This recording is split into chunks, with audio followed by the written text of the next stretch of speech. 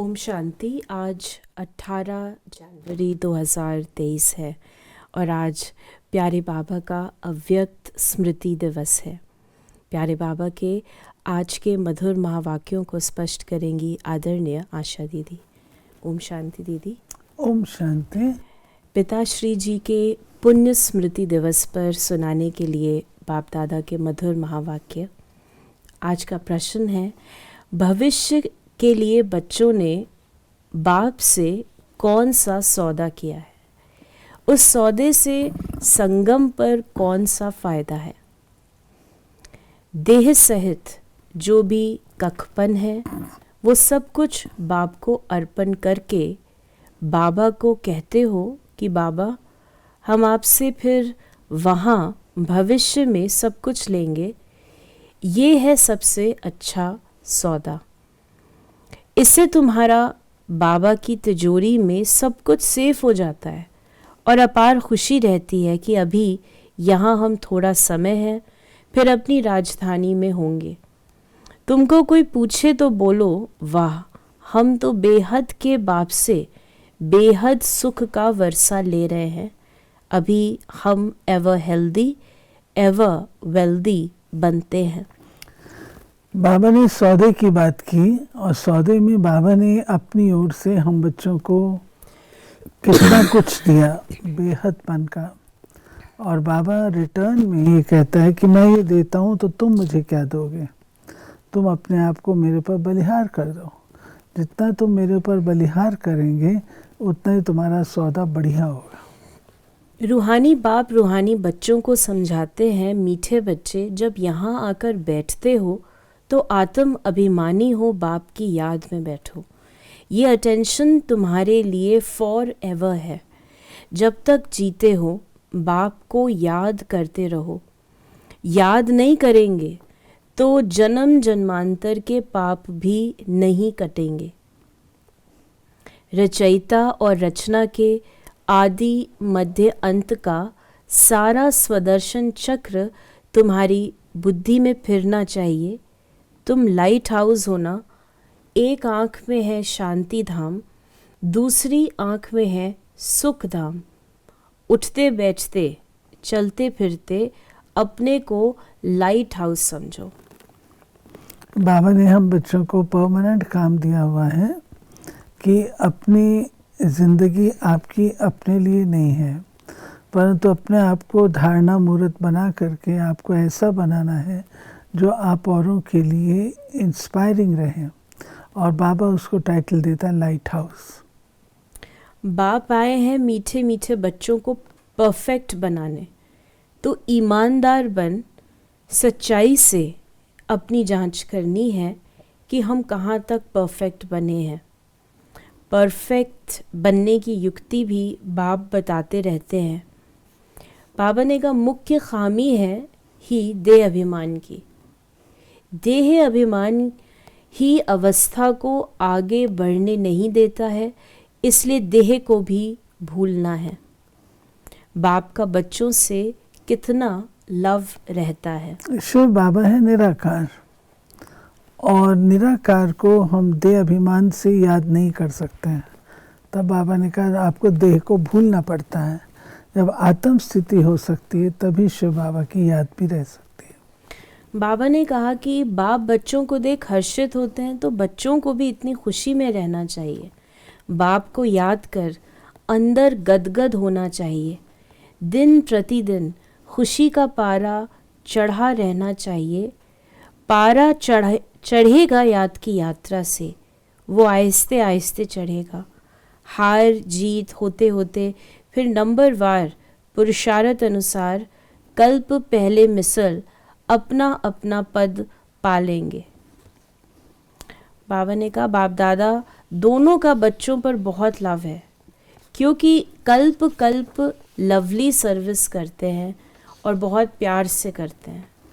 परंतु बच्चे अगर श्रीमत पर नहीं चलते तो बाप कर ही क्या सकते हैं। बाबा कहते हैं कि मैं तो पढ़ाता हूँ सिखाता हूँ, लेकिन बाबा का प्यार बच्चों पर है, बाबा का प्यार है इसलिए बाबा बार बार समझाते हैं, परंतु अगर बच्चे नहीं समझते हैं तो बाबा कहते हैं इसमें फिर मैं भी क्या कर सकता हूँ, तकदीर पर लकीर लगाने को तुले हैं तो मैं क्या करूँ। मीठे बच्चे, अभी तुम बहुत बहुत वैल्यूबल हीरा बनते हो। वैल्यूबल हीरे जवाहर जो होते हैं उनको सेफ्टी के लिए हमेशा बैंक में रखते हैं। तुम ब्राह्मण बच्चे भी वैल्यूबल हो जो शिव बाबा की बैंक में सेफ्टी से बैठे हो। हम लोग सुरक्षित हैं, बाबा की छत्र छाया में सुरक्षित।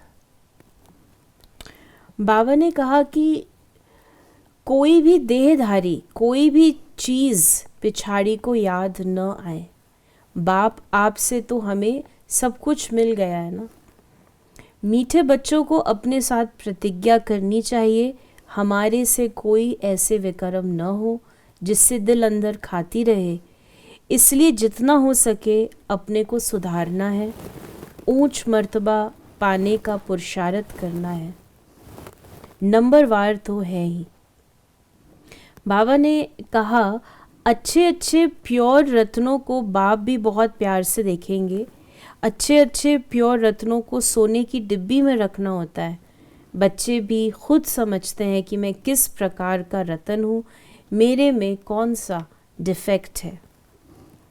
अब तुम कहेंगे वाह सदगुरु। बाबा कहते हैं कि अपने आप को देखो, परफेक्ट बने या डिफेक्टेड रतन है। अगर डिफेक्टेड है तो वो तो ऊंच पद नहीं पा सकते, तो अपने आप को परफेक्ट बनाना है। अब तुम कहेंगे वाह सदगुरु वाह, जिसने हमको ये रास्ता बताया। वाह तकदीर वाह, वाह ड्रामा वाह।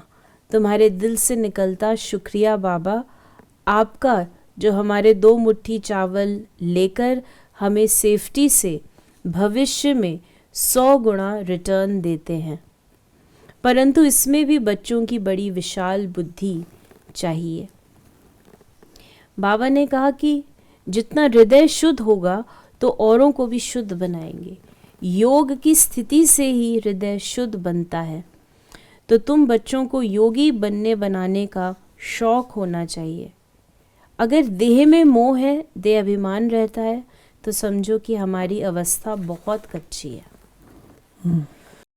फिर बाबा ने हम बच्चों को कहा तुम बच्चे अभी ड्रामा के राज को भी जानते हो।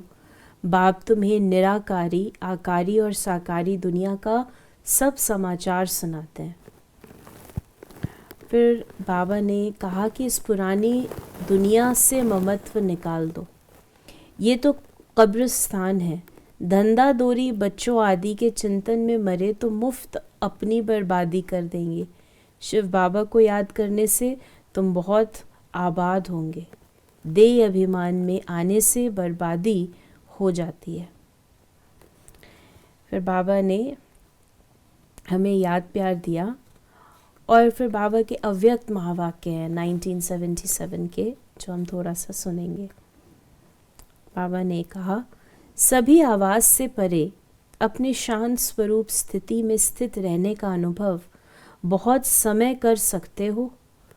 आवाज़ में आने का अनुभव ज़्यादा कर सकते हो व आवाज़ से परे रहने का अनुभव ज़्यादा समय कर सकते हो। जितना लास्ट स्टेज अथवा कर्मातीत स्टेज समीप आती जाएगी, उतना आवाज़ से परे शांत स्वरूप की स्थिति अधिक प्रिय लगेगी। इस स्थिति में सदा अति इंद्रिय सुख की अनुभूति हो।